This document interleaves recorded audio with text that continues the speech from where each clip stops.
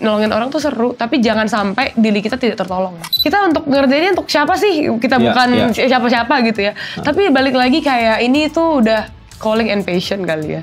Jadi kayak ngasih dampak dari yang bisa aku beri. Tapi jangan memaksa juga. Jangan memaksakan kehendak gitu ya. Tetap harus butuh kolaborasi. Dulu mungkin berlima, berdelapan. Sekarang kita lebih dari 400 volunteers ya. 500 volunteers bergerak. Karena tiap orang tuh mungkin tujuannya beda-beda. Tapi selalu yakin we were born for a purpose. Dari kita tuh lahir tuh dengan satu tujuan Kak. Gak bisa, dia selalu bilang gini ke volunteer, aku gak bisa loh maksa kalian terus-terusan jadi volunteer kan gitu ya. Makanya tiap orang harus menemukan panggilan hidupnya. Dan kita juga sounding ke orang tua, bapak ibu, ini kakak-kakak mahasiswa datang tuh bukan orang kaya ya. Kita ini cuma punya satu ilmu yang mau kita kasih ke adik-adik. Kalaupun ada kita ngasih sesuatu, itu bonus. Jadi cara yang tepat untuk ngasih kepuasan mereka tuh bukan cuma sekedar makan dan minum aja, tapi ilmu tadi. Iya. Yuk ikut gue ke lantai 2.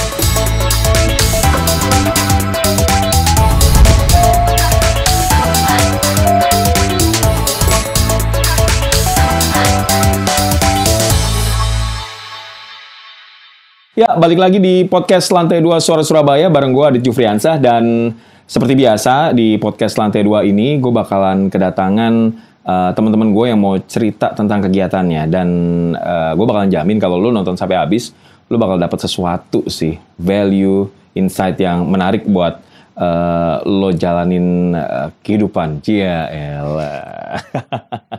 Oke, langsung aja kita kasih tepuk tangan sama Tabita Meliala. Mbak Tabita ini udah gue follow, baru ketemu nih sekarang. Gue follow lama loh, cukup lama ya Mbak. Mungkin 6 bulan belakangan. Taunya tuh gara-gara anak magang di SS, cerita tentang WePost. Cerita tentang WePost. WePost ini begini. Oh, menarik sih. Terus aku sampein, kapan-kapan deh diundang.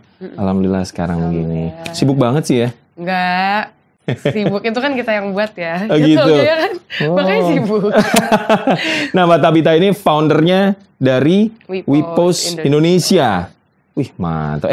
Lagi ulang tahun yang ke-6 ya? Iya, baru kemarin. Selamat deh. Umurnya 6 tahun? 6 tahun di Surabaya. Gimana sih awalnya bentuk WePost tuh? Oke, jadi mungkin dari 2019 tuh ya. 2019, Bita dari Sumatera, merantau, kuliah. Kuliah, jadi dapat Bita dari beasiswa Sumatera, kuliah di Fakultas Psikologi, UM. Terus nggak bisa diem kan anaknya, ngechat tuh, sempet ngechat tetap komunitas-komunitas di Surabaya. Nah, mostly pada jawab, kita belum ada kegiatan Kak weekend ini, kita belum ada kegiatan Kak bulan ini. Terus sampai di titik, apa kita create ya komunitas, karena dulu di Riau, di Sumatera juga bergeraknya di komunitas. Apa dulu komunitasnya? Ada relawan pemuda provinsi, macam-macam gitu ya Kak. Terus sampai di titik juga ada kita mata kuliah, tugas. Dimana kita harus terjun ke masyarakat. Tapi kita disuruh ngajar ke sekolah-sekolah. Kita langsung bilang ke dosennya, Pak kalau kita ke sekolah-sekolah, kayaknya di sekolah juga ada guru nih Pak. Kenapa kita nggak menyasar masyarakat langsung yang memang butuh? Ternyata kita cari info macam-macam. Surabaya ini kan sangat luar biasa ya. Maksudnya nggak hanya warga Surabaya, ada warga luar dan majemuk banget. Dan ternyata masih angka buta aksara tuh tinggi di Surabaya. Banyak yang belum bisa baca. Bahkan yang udah berumur juga banyak yang belum bisa baca. Akhirnya yaudah kita need analisis, kita ke masyarakat iseng nanya gitu ya. Bu di sini gimana Bu masyarakatnya? Itu kita pertama kali di pinggiran rel kereta api di mana? Wonokromo. Seringnya lewat Di situ ternyata banyak banget masyarakat yang mungkin ya ada KTP Surabaya, ada yang luar, dan butuh banget perhatian dari kita. Yang belum bisa baca tadi. Akhirnya kita mulai cari perbedaan antara anak-anak yang disebut dengan anak jalanan dan anak marginal. Kita cari jurnal, karena kita harus kalau anak-anak mahasiswa tuh kita belajar untuk harus ada datanya dulu nih. Kita cari, ternyata definisi marginal tuh luas, banyak faktornya. Salah 3-nya itu kita lihat masyarakat dari segi pendidikan menengah ke bawah banget, dari segi geografis letak tata wilayah, dan dari segi ekonomi. Dan kita menemukan beberapa daerah di Surabaya gitu. Dan menurut saya juga sama teman-teman, ya memang pemerintah ada tugasnya, tapi peran pemuda dan mahasiswa harusnya juga berperan kan, apalagi Tridharma perguruan tinggi waktu itu ya, harus berdampak ke masyarakat. Dan ini menurut saya waktu itu 2019 bentuk kita mengabdi juga gitu. Akhirnya terpanggil lah dari situ, memang ada calling gitu ya. Emang seneng juga sama anak-anak dari kecil. Jadi base kita waktu itu emang fokusnya ke anak-anak saat itu ya. Kalau sekarang kan udah luas. Iya, udah banyak banget sekarang. Udah orang tua, udah remaja. Tapi saat itu 2019 fokus kita ke anak-anak.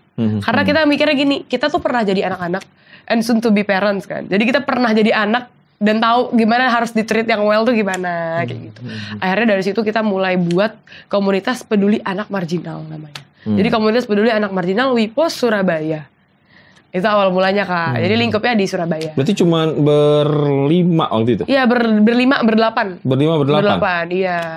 Punya satu tujuan yang sama? Satu tujuan yang sama. Itu sama orang ini juga, apa namanya, dari Sumatera juga? Dari berbagai daerah. Jadi bisa punya teman dari Makassar, Manado, terus ada yang dari Surabaya, emang Surabaya banget. Terus dari Papua.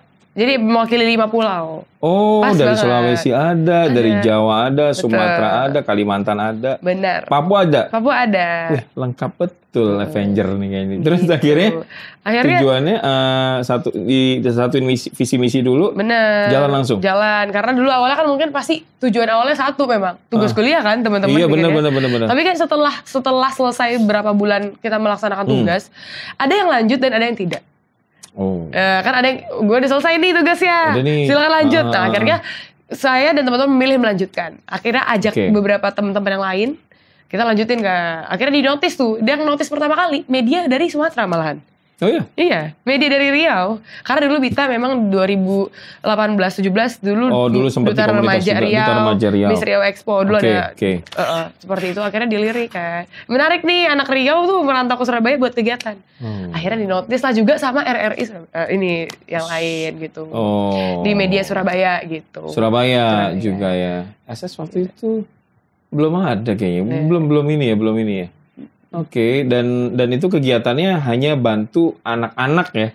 Edukasi, pendidikan khususnya soal baca tulis. Calistung sama hal yang nggak pernah diajar di sekolah, yang jarang. Maksudnya tidak ada mata pelajaran itu.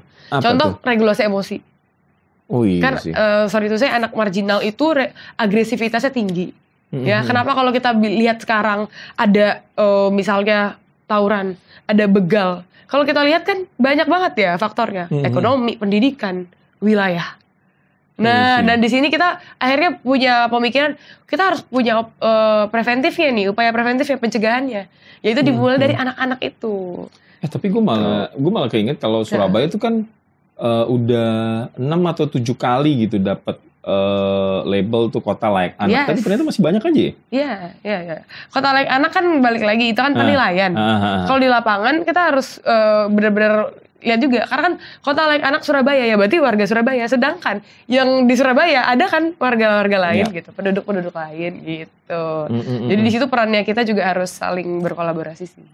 Apa sih momen yang waktu itu lo lihat di Wonokromo ya waktu itu kebetulan di perlintasan Wonokromo yang bikin gila nih gue harus gerak nih gara-gara dia. Malahan pertama kali itu bukan anak-anak di Pinggir. Kita sempat survei ke daerah Benowo, TPA Benowo. Tapi ternyata sejauh itu, sampai masuk kita ke dalam lingkungan itunya ya. Iya. Nah, ternyata banyak kan anak-anak yang memang butuh perhatian gitu. Butuh bantuan, butuh perhatian, butuh dijangkau gitu. Jadi awal mulanya kayak, daripada aku di Surabaya ini kuliah pulang, gimana caranya kita mengimplementasi ilmu, karena menurut Bita juga saat itu jadi mahasiswa, ilmu yang kita dapat di kampus ketika dipraktikkan langsung itu melekat. Makanya kan khususnya Bita di psikologi ya, teori itu di luar kepala karena senang ketemu langsung, jadi bisa praktek langsung gitu. Dan sekarang yang di WIPOS itu gak hanya anak psikologi, semua fakultas, tekkim, kedokteran, keperawatan, semua. Jadi ternyata semuanya bisa kasih impact sesuai dengan porsinya masing-masing. Nah, yang waktu itu lo temuin di Benowo apa? Banyak ya. Mereka kan membantu orang tua ya. Bantuin orang tua untuk ngambil milah sampah. Gitu ya.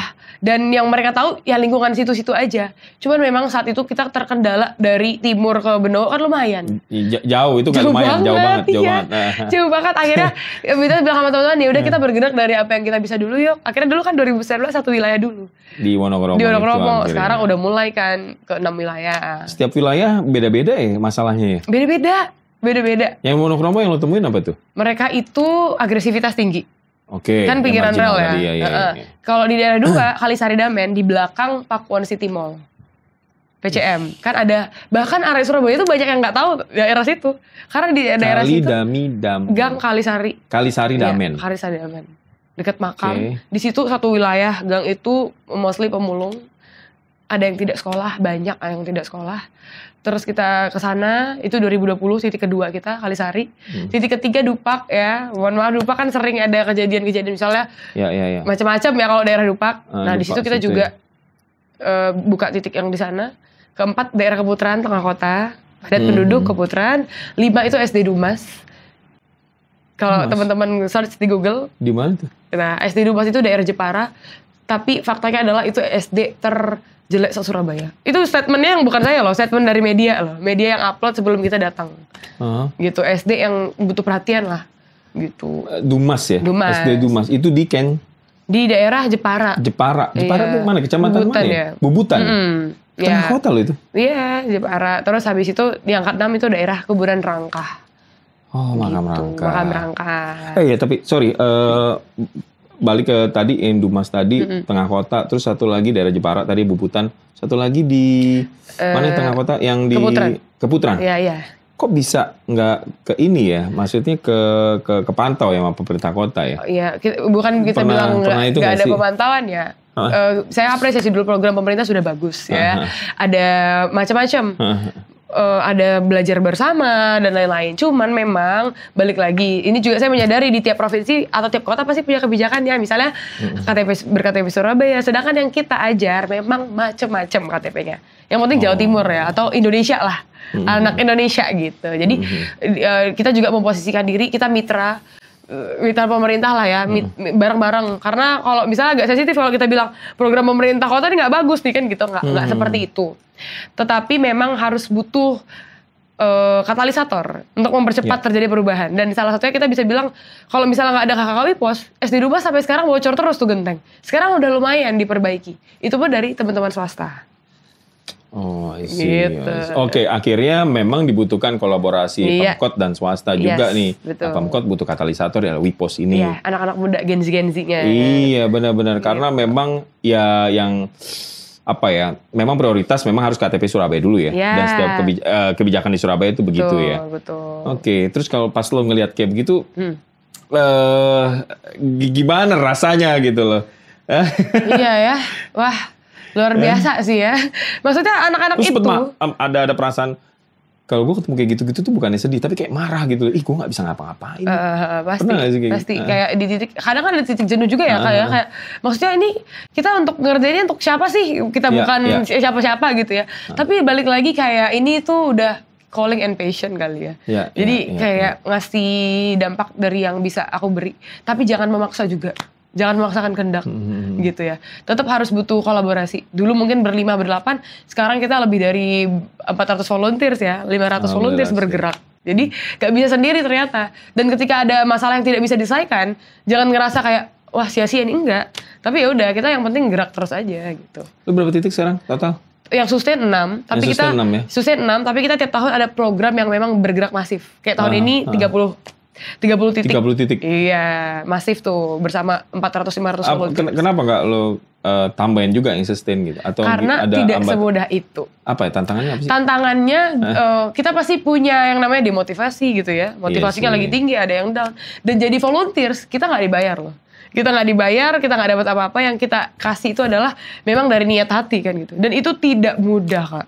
Kecuali ada program yang kayak dibayar. Sedangkan kita misalnya jadi guru les aja di titik capek ya kan. Nah ini teman-teman makanya motivasinya harus bener-bener diluruskan dulu Kak volunteernya ini. Mostly kan ada yang kayak aku pengen dapat sertifikat dari kampus, pengen dapat relasi doang. Tapi ketika masuk tidak hanya sekedar itu. Teman-teman emang harus memberikan waktu dan pikiran dan hatinya untuk anak-anak. Gila berarti tuh ngerjain ginian tuh jangka panjang ya? Iya long term and short term. Dan yang lo udah kasih nih sama teman-teman Wipos gitu ya dengan ratusan volunteernya. Menurut lo buat solusi jangka pendek apa jangka panjang? Dua-duanya sih Kak. Jangka pendeknya adalah mereka anak-anak menyadari mereka tuh punya partner, punya teman yang bisa diajak curhat, teman cerita. Jangka panjangnya Bita yakin banget sejauh apapun mereka pergi, mereka pasti nginget core memory mereka kan. Kalau ibaratnya otak di belakang kita tuh talamus yang rekam memori-memori masa kecil. Karena dulu Bita yang sekarang ada pun, aku inget dulu waktu SD ada kakak-kakak mahasiswa yang datang ke komplek perumahanku. Dan akhirnya ketika Bita kuliah melakukan hal yang sama. Jadi one day ketika mereka gede, aku yakin mereka setidaknya dari ratusan anak binaan kita, setidaknya pasti ada berapa persen yang melakukan hal yang sama. Jadi ini long term juga. Ibaratnya kita sedang nabur benih nih, kayak padi gitu ya, pasti ada yang memanen lah. Gitu. Yakin aja. Gitu. Ada campaign-campaign yang itu nggak sih? Yang ada program-program campaign khusus nggak sih buat ada nyentuh mereka tuh? Betul. Tiap tahun kita punya campaign yang berbeda. Kayak dari 2 tahun yang lalu. Kalau sekarang temanya kebinekaan. Oke. Kebinekaan gitu ya. 2 tahun yang lalu tuh tentang stop bullying. Sampai sekarang bahkan kan isu stop bullying. Terus tentang mental health juga tahun lalu. Jadi kita kasih free konsultasi sama cek kesehatan. Itu campaign tahun lalu. Tahun ini lebih ke kebinekaan. Gimana anak muda dengan berbagai latar belakang punya satu tujuan yang sama. Kita bergerak ke 5 bidang tadi itu, Kak. Pendidikan, kesehatan, lingkungan, PSDM, kewirausahaan. Banyak banget sih yang diurus. Iya. Iya. Sekarang ini katanya campaign apa, satu kotak, satu pemuda. Iya, itu tiap tahun dari zaman Covid, Kak. Jadi dulu waktu Covid itu cuman kita ibaratnya 100 kotak kan. 100 kotak. Tahun ini 5.000. 5.000 kotak? 5.000 kotak susu. Berarti kan ada 5.000 pemuda nih yang setidaknya berkontribusi ya kan. Kontribusi ini. Ya. Gila, lu gerakin tuh.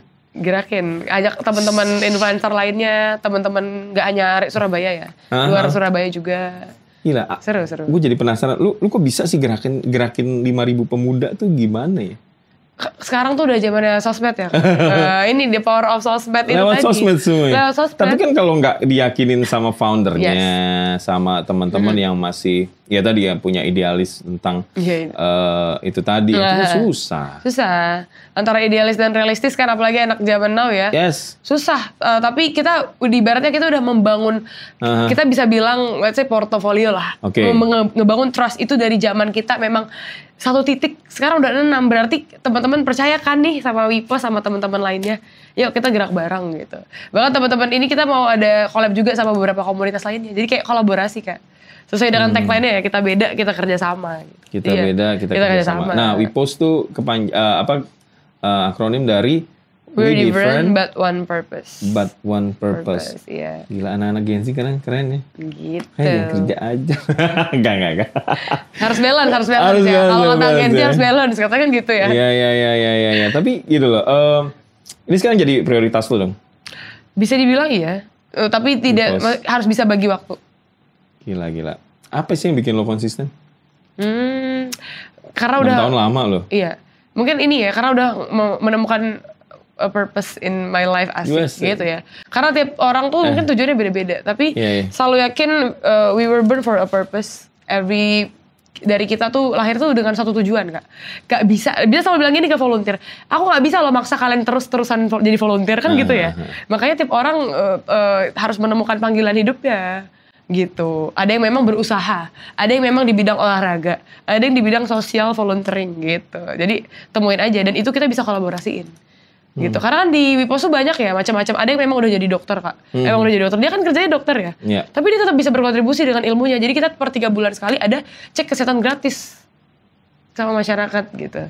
Cek kesehatan gratis. Dan itu tidak hanya Wipos, collab sama beberapa komunitas lain yang boleh disebutin kan. Lions Club, banyak komunitas hebat-hebat di Surabaya. Lions Club, GCI. GCI. Ya, masih tahu ya GCI. Terus HIPMI juga, macam-macam kan. Jadi semua bisa jadi satu. Komunitas lari, galauran. Terus macam-macam usaha-usaha UMKM di Surabaya. Mereka mau buat kegiatan sosial, Wipos bisa arrange, jadi kan gitu.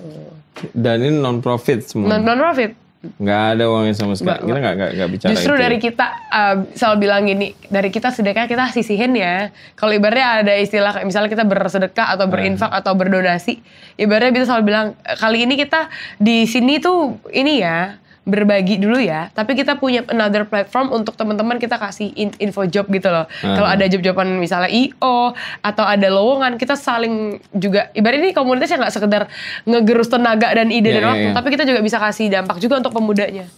Dan kita pastikan kalau anak-anak Wipos lulus kuliah, kita selalu punya PR tuh gini, tidak ada yang nganggur, kita usahakan. Gimana caranya? Kita bantu cari kerjasama, kita bantu cari setidaknya tempat magang untuk teman-teman ini. Gue penasaran jadinya tuh seorang Tabita waktu masa kecilnya tuh kayak gimana sih? Oh ya, tidak lepas dari di Sumatera? Iya, Riau. Di Riau. Tepatnya aku lahir di Siak, itu sungai terdalam se-Indonesia. Oke, lahirnya dalam sungai gitu enggak? Tapi di dekat sungai ya? Dekat sungai, oke. Jadi mungkin latar belakang juga banyak yang tanya, kok bisa sih punya pemikiran seperti ini? Karena mungkin role model Bita itu papa ya. Papa tuh sosial aktivis banget.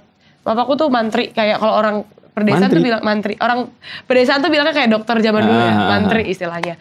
Kayak bidan tapi versi cowoknya. Jadi dari kecil core memory yang udah melekat itu adalah nungguin papa ngobatin pasien, lihat papa bagi-bagiin. Zaman dulu masih barter ya, ngobatin masyarakat tuh ditukar sama bahan makanan. Jadi tuh dari kecil aku udah ngeliat gitu ya. Dari kecil udah ngeliat. Terus papa tuh mantri, aku tuh punya cita-cita one day aku pengen papa punya klinik, aku pengen punya rumah sakit deh. Cuman mungkin kesampaiannya jadi psikologi gitu ya, kejiwaan gitu. Gitu. Dan itu juga yang motivasi tuh orang tua lah pasti. Gimana hidup lo di sana tuh gimana? Apa istilahnya anak sekarang tuh golden spoon gitu. Iya. Masa kecil ya. Cukup. Tapi diajarkan untuk mandiri dari kecil.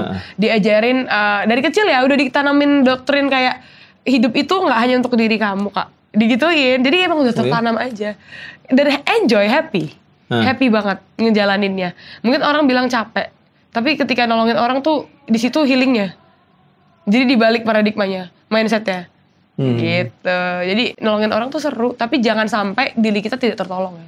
Jadi first of all harus diri kita gelasnya tuh setidaknya gak kosong-kosong banget untuk nolongin orang. Setidaknya setengah atau penuh lah.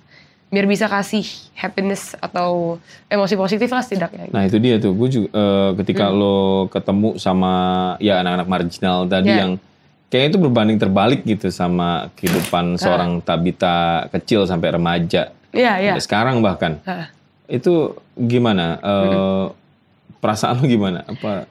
Ketika kita misalnya beda ya, mungkin orang bilang, Bita kan kamu juga sering ibaratnya ngonten, make up, ke kafe. Sedangkan tiap weekend kamu ke anak-anak. Menurut Bita tuh tiap orang itu punya batasan. Dan jangan sampai menghilangkan apa yang sudah dibiasakan dari kecil. Kan kayak gitu ya kak ya maksudnya. Dan apa ya, untuk menjalani hidup tuh perlu ya jadi diri sendiri aja. Gitu kan, nggak perlu kayak istilah zaman sekarang kan pencitraan gitu ya. Tapi nggak apa-apa, sesekali ya ada kalanya kita memberikan citra yang baik juga untuk anak-anak kan gitu. Jadi emang harus tahu kondisi, tahu tempat juga, tidak menghilangkan jati diri juga. Gimana ya? Iya kadang-kadang kan mungkin ada orang lihat gini ya, ini orang udah punya kenyamanan gitu dalam hidup, tapi lo milih buat ya panas-panasan, lo datang ke tempat anak-anak marginal. Kerasa banget sih teman-teman. Cuman prinsip dari dulu selalu motivasi volunteer aku bilang kayak gini. Iya motivasi volunteer gini. Sometimes ya guys, kalau kita punya duit, punya jabatan, nolongin orang tuh easy banget ya nggak sih? Kita tinggal set-set kasih gitu ya. Tapi ini bukan mencari kesulitan hidup juga enggak. Tapi ada yang namanya kepuasan batinia. Asik, ini lebih deep ya. Kepuasan batinia di mana ketika kita belum punya jabatan atau punya uang yang banyak banget, tapi kita udah bisa ngasih ke orang. Sehingga ketika one day kita jadi leader, ketika kita dikasih kelimpahan yang lebih banyak, kita nggak kaget gitu. Kan kalau kita lihat banyak kasus korupsi atau penggelapan dan sebagainya, itu karena mungkin kaget kali. Mereka kaget tuh dapat terima duit banyak nih, gue nggak tahu mesti gue apain. Harus ya balance aja, balance dalam hidup tuh. Tetap tidak, misalnya nolongin orang, tapi jangan lupa sama tujuan hidup yang lain. Misalnya kan kuliah, kerja, cari duit, hubungan antara kita dan dengan pencipta. Itu hal-hal yang mungkin tidak tersentuh sama orang lain. Karena dalam hidup tuh kan harus balance ya, roh, jiwa, dan tubuh ya. Sakit, kita sakit nih, pilek ya, minum obat ke dokter. Kalau anak Gen Z bilangnya mental health gitu, lagi galau, sedih, ke psikiater, ke psikolog gitu ya, teman cerita. Dan satu lagi jangan lupa rohnya. Ini hubungan pribadi yang nggak bisa kita sentuh, agak-agak ini kan sensitif. Ibaratnya kita butuh nge-charge sama pencipta kita. Oke. Tapi kan gini, iya lo kan sekarang psikolog juga ya. Kadang-kadang tuh kalau anak Gen Z, lu lupa bersyukur nih ya. Itu kan kadang-kadang marah tuh dia tuh. Ya benar. Sebenarnya yang dibilang orang tua kita atau yang dibilang orang-orang, kamu kurang ibadah gitu ya. Kamu tuh kurang sholat, kamu kurang ke gereja, kamu kurang bersyukur. Sebenarnya kalau mau dimaknain, sebenarnya benar sebenarnya. tapi mungkin penyampaiannya aja yang salah. Kan gak enak ya kita lagi sedih, lu kurang ibadah. Sebenarnya bener. Soalnya kalau hidup kan orang mau kerja, mau apapun itu, ngejarnya apa coba? Happiness-nya kan? Iya. Bukan ngejar uangnya. Kesejahteraan sih. Kesejahteraan. Happiness itu juga luas. Yaitu PERMA tadi Kak, positive emotion, E-nya engagement, bagaimana kita engage sama kerjaan kita. Kita kerja kadang kita nggak engage kan. Kita kerja udah masuk checklog, nggak engage, nggak terlibat. Baru PERMA itu tadi, R-nya relation, kita harus bangun relasi sama orang. Se-introvertnya kita harus tidak boleh, mesti jangan sampai ansos gitu loh. Iya. Itu R, relation, M-nya itu meaning, bagaimana kita membuat tiap jalan kita tuh bermakna. Kayak misal podcast, misalnya kalau kita lihat kerutinan kan, aduh capek, bosan. Tapi gimana caranya dari kebosanannya kita ngasih makna tuh. Ya hari ini seru aja ketemu kita kan, ada meaningnya. Baru accomplishment-nya, harus ada pencapaian. Karena kalau kita ke volunteer terus nggak ada pencapaian, capek kan. Nah, that's why kalau kita di volunteer tuh kita ada yang namanya WeEval 3 bulan, WeHealing 3 bulan. Jadi seru gitu loh Kak. Kalau udah burn out biasanya lari kemana? Me time kali ya, me time. Aku seneng cerita kayak gini nih ya, Ping mungkin ya, cerita entah ke siapapun gitu ya. Cerita terus karena kita udah tahu diri kita. Karena tiap orang tuh cara healingnya beda-beda Kak. Yang kuncinya nomor satu, tahu sama siapa diri kita. Kadang kita mau healing kita nggak tahu diri kita tuh mau apa gitu. Akhirnya tuh lebih ke self talk. Lu lagi capek ya gitu ya. Iya, kita podcast sendiri di mobil, di motor gitu. Kalau di depan kaca, lu lagi capek ya? Capek banget sih. Jadi harus divalidasi. Kadang tuh ya manusia tuh butuhnya tuh validasi dari orang. Sebenarnya diri kita tuh juga bisa self talk gitu. Malah gue jadi kepikiran sih, gue pikiran tuh anak-anak yang ya marginal tadi yang ya mungkin belum pernah yang tahu namanya mental health, namanya healing, namanya bagaimana ya namanya anak marginal ya, merasakan batinnya tuh puas gitu loh. Mau lari ke keluarga nggak bisa karena juga. Orang tuanya masih fokus ke ekonomi kan. Berarti fokus kerja itu gimana lo ngatasinnya sih? Jadi kalau adik-adik kita itu luar biasa semuanya. Semakin kita banyak ketemu anak-anak, itu kan ibarat generasi yang akan soon menggantikan kita nih ya. Iya. Apalagi dengan perkembangan zaman pinter-pinter loh sebenarnya. Dan yakin banget gak ada anak yang nakal tapi butuh diarahin. Makanya kita sekarang udah ada program parent up juga ya untuk orang tuanya. Bahkan sampai sekarang tuh orang tua juga bingung gimana sih ngedidik anak zaman now gitu ya. Yang bisa kasih tahu adalah kita yang muda yang pernah merasakan jadi anak dan mungkin yang kita akan jadi orang tua gitu. Jadi anak-anak ini sebenarnya butuh teman cerita, butuh wadah. Dan di WePos tuh serunya kita tuh ada salah satu program namanya We Got Side ya. Kita ajak anak-anak ke tempat yang mereka belum pernah datengin. Contoh anak marginal nih banyak yang nggak pernah ke mall, kita ajak ke mall, ajak ke tempat-tempat perusahaan ada di daerah Gresik, misalnya ke salah satu banyak ya perusahaan-perusahaan juga. Kita juga beberapa kali ada yang teman-teman perusahaannya HIPMI yang punya usaha yang kita bisa datengin, kita datengin kayak company visit. Bayangin dulu kita mungkin company visit waktu SMA atau kuliah, tapi ini dari anak kecil mereka udah bisa dapat itu. Dan kita juga ada kelas public speakingnya juga sama anak kecil, jadi melatih kepercayaan diri mereka. Gitu. Seru. Iya karena mereka punya bayangan tentang mall aja kayaknya enggak ya? Iya, bener. Makanya tiap tahun kita ada program mereka nampil di mall itu kan Kak. Oh iya? Festival Anak Surabaya. Oh itu ngapain? Mereka ngasilin karya? Karya, mereka ngasilin penampilan dan yang ngelatih itu kakak-kakak asuh ya. Kakak-kakak volunteer yang ibarat sebulan ngelatih seni, ditampilin di mall, yang itu ibarat dilombakan antar titik. Iya. Gitu. Jadi kita selalu bilang ke mereka, one day kalian nanti SMP, SMA, kalau kalian stay di Surabaya, kalian masih punya keluarga WePos. Aku yakin banget, one day pasti mereka pernah satu SMA ya. Misalnya one day nanti mereka satu SMA. Dulu WePos titik 1 ya? WePos titik 6 ya? Dan yakin banget kalau mereka nanti kuliah, mereka udah terbiasa dengan bayangan pemikiran, oh buat kegiatan sosial tuh kayak gini ya. Seperti kakak-kakakku yang dulu lakukan, kayak gitu. Iya bisa dibilang lu bukan jadi guru buat mereka sih, tapi kayak jadi keluarga. Iya, jadi teman. Kita bilang kakak asuh. Kakak asuh ya? Kakak asuh. Karena ya, gue juga pernah ketemu beberapa kali sama anak-anak marginal, teman-teman komunitas yang dulu kayak Safe Street di Surabaya tuh, mereka tuh mau balik ke keluarga, malah tuh keluarga tuh jadi tempat yang dalam tanda kutip bahaya ya buat si anak ya. Lu ngasih pengertian itu ke orang tuanya juga nggak sih? Ada beberapa kali kita ngadain kelas parenting, orang tuanya juga justru curhat cerita gitu ya. Anak zaman now ini udah ngerti lah namanya self harm. Aduh. Nah, orang tua yang sorry to say yang nggak ngerti tuh bingung kan, ini gimana caranya. Itulah peran kita anak muda tuh ngasih tahu. Dan kita menemukan banyak case di mana anak-anak ini udah ngerti yang gadget. Jadi setidak mampunya anak zaman sekarang kan udah punya gadget semua loh. Itu kayak suatu barang yang kayak semuanya udah dari harga termurah juga udah ada kan gitu. Dan kita beberapa kali memantau perkembangan sosmed anak-anak kita, ada yang memang udah sorry tuh saya video call seks dan lain-lainnya gitu ya. Karena tidak ada yang memberitahu. Orang tua mungkin kasih tahu gini, gak boleh ya, ojo pacaran ya, ojo ini ya, ojo rokok ya, tanpa dikasih tahu kenapa ya alasannya kalian belum boleh seperti ini, gitu ya. Kenapa ya alasannya kamu belum boleh pacaran dengan usia semuda ini, karena ya gitu.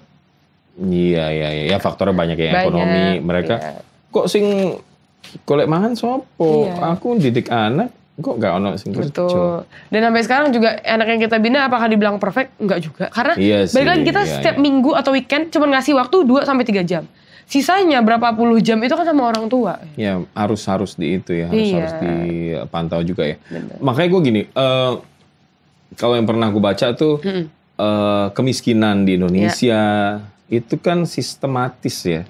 Artinya ini si anak miskin, bapaknya miskin juga, terus nanti menurun gitu. Kemiskinan Indonesia tuh menurun banget. Nah itu teman-teman Wipos tuh udah pernah kayak ada program untuk mutus rantai itu nggak sih?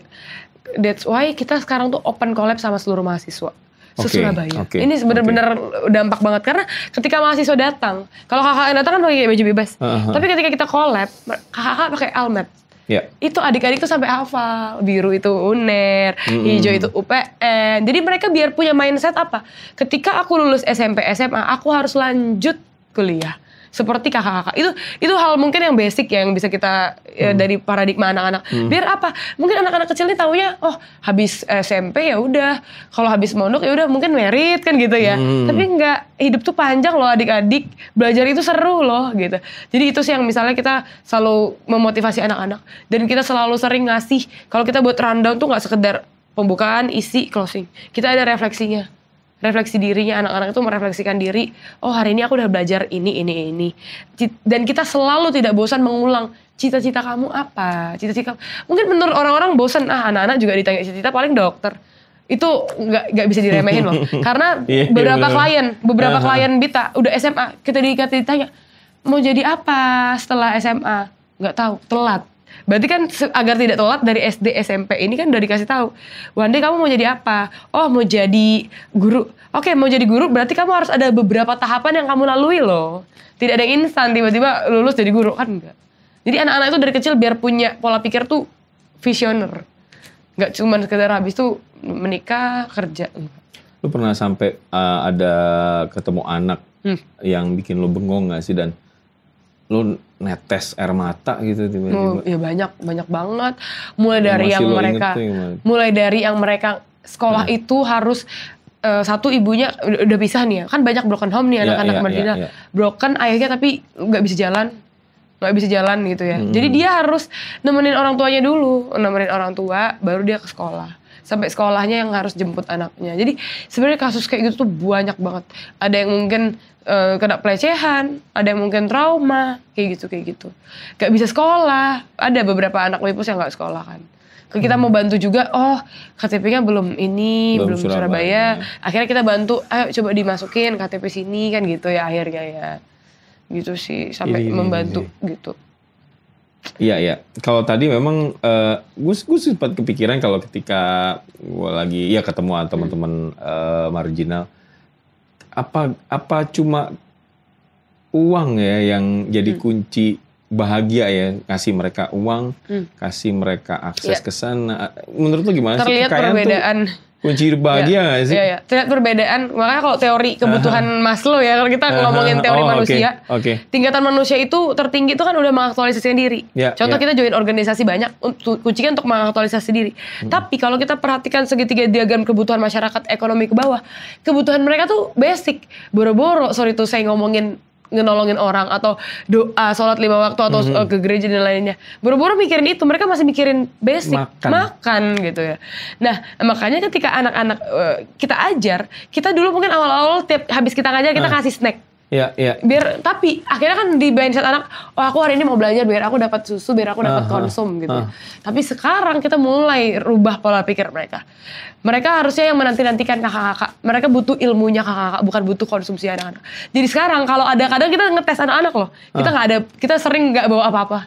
Biar apa? Biar ngetes mereka. Dan mereka, kita bilang gini, nggak apa-apa kak adik, nggak apa-apa kak. Gitu. Kan senang ya. Akhirnya di situ pelan-pelan mengarahkan mereka bahwasanya tuh hidup tuh bukan sekedar makan minum, dapat yang enak-enak, tapi ilmu tuh jauh lebih berharga. Kedatangan kakak-kakak tuh kadang ditunggu sama adik-adik. Jadi mindsetnya di... Iya.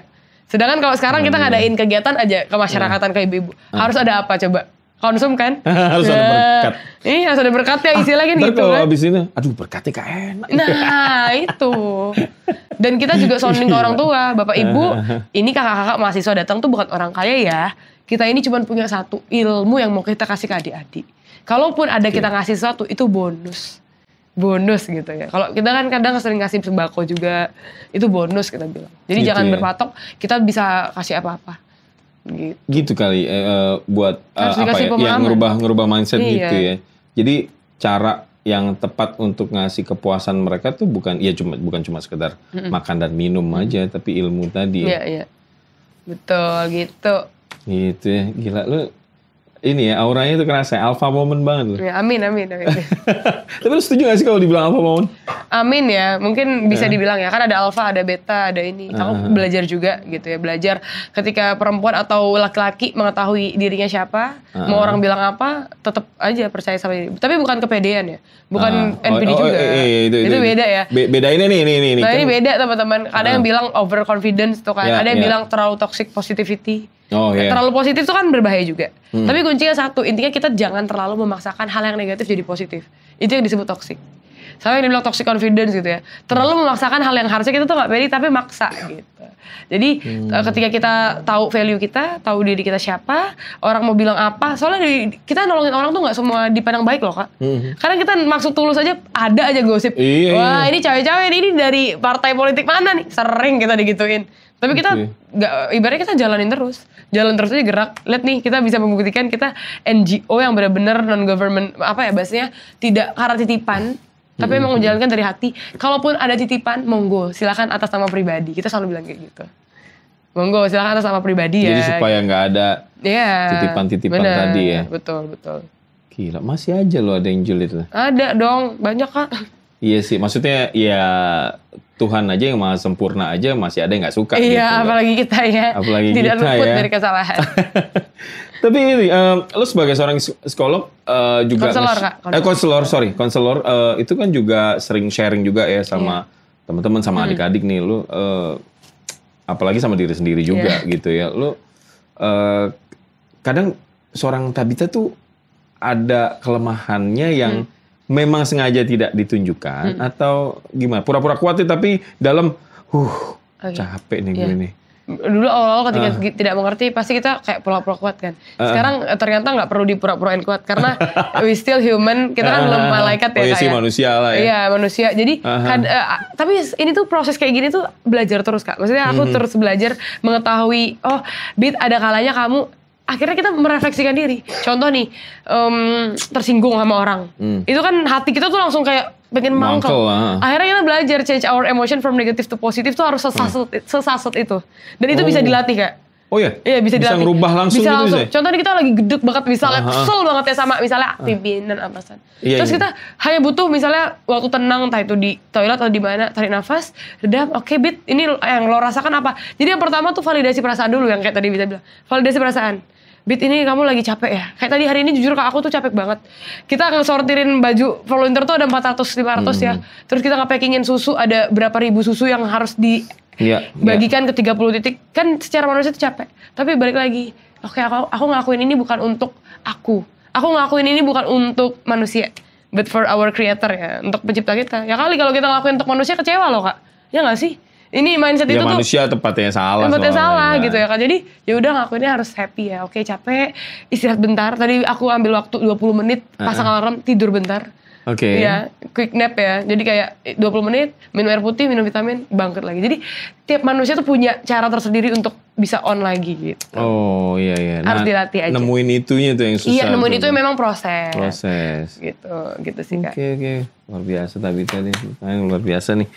Keren banget. Nah, gue punya sesuatu nih buat lo nih. Apa? Widih. Enggak, ini bukan gua, bukan yang ini. Okay. Nah. Aduh kok ada. Coba pose gini lagi. Sedih banget. Aku 2 tahun.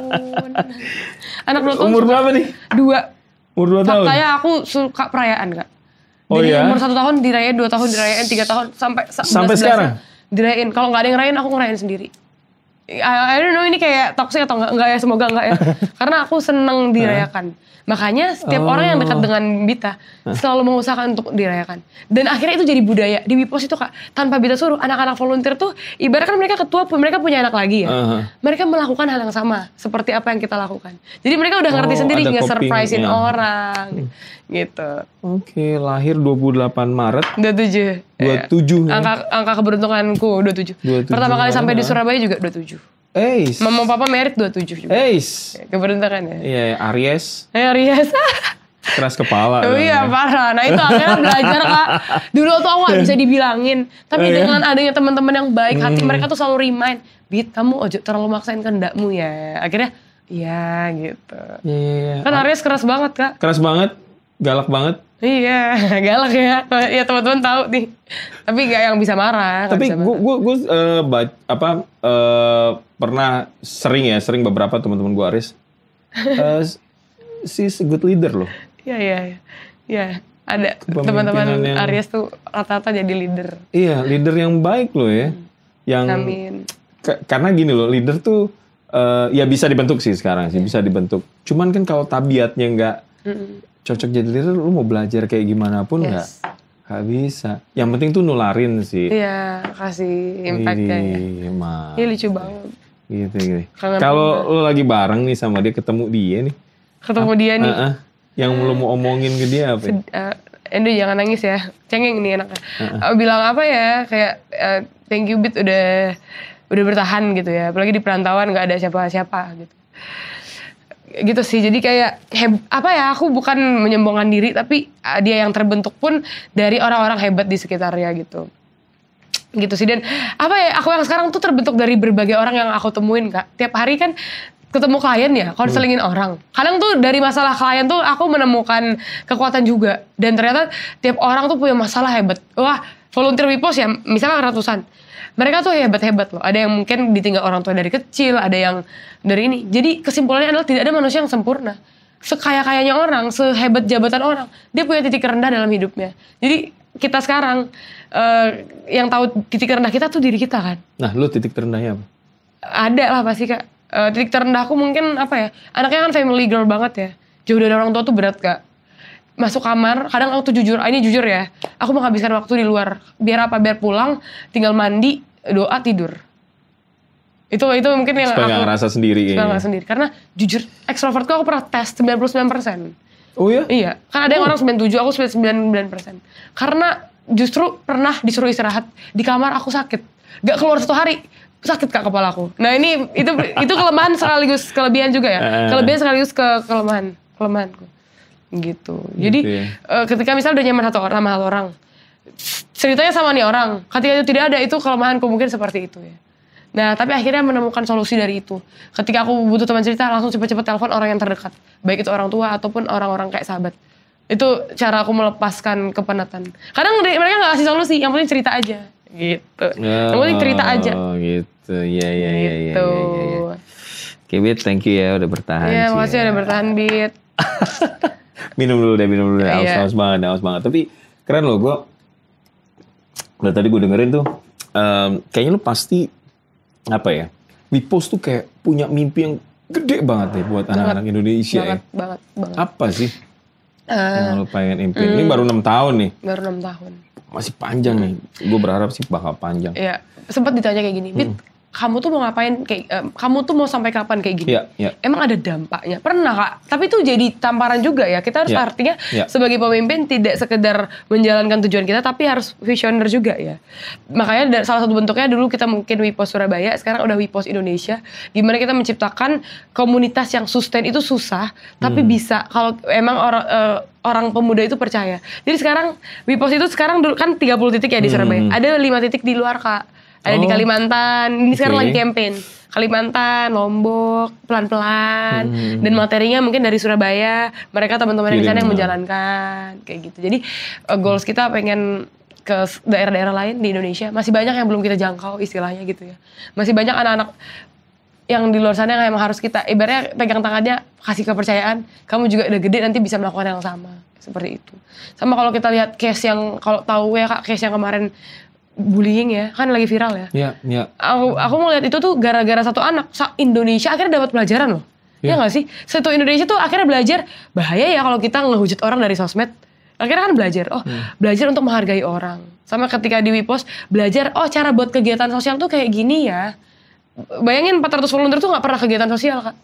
Mungkin kalau kita sering sharing juga sama orang-orang yang lebih tua di atas Bita. Bita kadang nanya, Bu, Ibu dulu buat kegiatan berdampak ke masyarakat tuh umur berapa? Yo pas kerja Mbak, kan gitu ya. Ya kalau nggak kerja nggak mikirin orang juga aku gitu ya. Berarti kita mengapresiasi teman-teman, kalian hebat loh guys. Kalian tuh juga lumayan memikirkan orang-orang di sekitar kalian. Iya masih pada kuliah nih. Iya pada kuliah. Ya. Ada pesan nggak sih supaya anak Indonesia tuh berani buat bermimpi? Ya harus banget ya. Kalau ibaratnya sering coach yang bilang setidaknya kalau kita mimpi banyak kan jatuhnya di naruh bintang-bintang ya. Kalau kita bilang kayak kalian akan menemukan makna. Jadi niatkan dalam hati, lakukan dengan cinta, hasilnya akan bermakna. Makna ini yang susah Kak. Tidak semua orang tuh bisa memaknai hal kecil. Orang tuh memaknai hal gede, ya nggak sih? Iya. Ya nggak sih? Benar-benar gue setuju Padahal hal banget kecil sih. tuh harus diromantisasi gitu ya. Harus diromantisasi, tapi ya bukan lebay juga. Tapi setidaknya kita bisa ngasih makna sama hal yang kita lakukan. Iya, gitu. Semacam lo bisa melek aja besok. Iya. Lo harus maknain itu ya. Kalau dulu aku training awalnya adalah menulis 3 hal yang aku syukuri 1 hari. Iya. Dulu kan ada pelajaran kayak gitu ya Kak. Dalam hati bingung kan, ngapain sih dikasih tugas 3 hari? Capek kan nyata tiap hari. Ternyata tujuan dari tugas itu adalah lama-lama otak kita akan mindset tuh kerubah automatically. Hal yang negatif pun bisa kita syukuri gitu.